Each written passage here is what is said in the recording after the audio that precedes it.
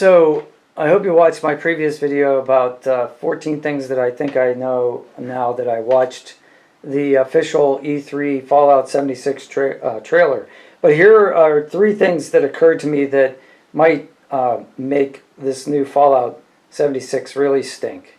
And I hope I'm wrong, because I'm a big Fallout fan, and I hope that I'm really wrong about all these things.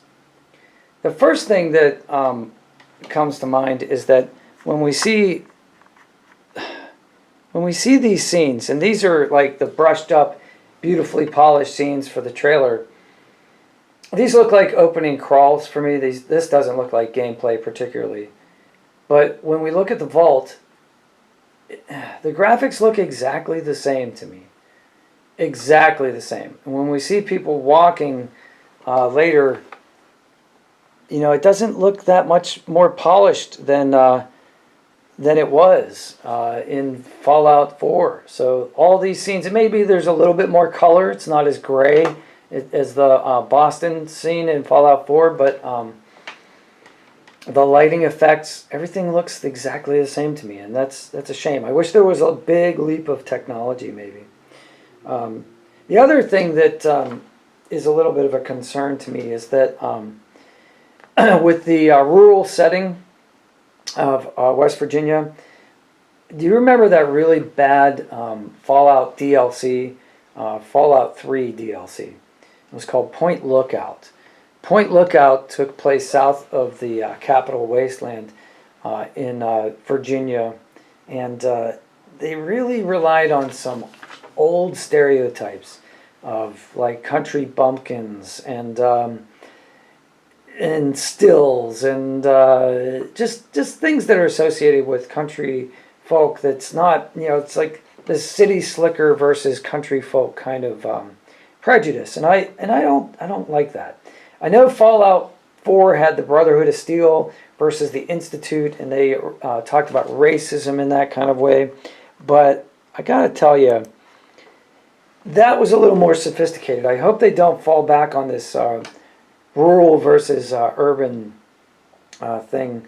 And even in Fallout 1 and 2, they had vault dwellers calling you as the player a tribal because you were from the hinterlands and not from the sophisticated parts of civilization that had survived. So I guess that's just part of the Fallout universe, but it's one of my least favorite parts. Feel free to disagree with me in the comments if you want. And the last thing, the third thing that I'm concerned about is that there's supposedly a rumor that we're going to do PvP, that other players, you're going to be able to fight other players.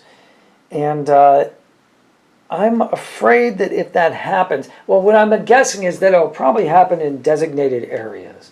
And I'm guessing there'll be like arenas, or like, it looked like they were trying to do that in Fallout 4 and it didn't happen. So it looks like maybe they'll do that in Fallout 76.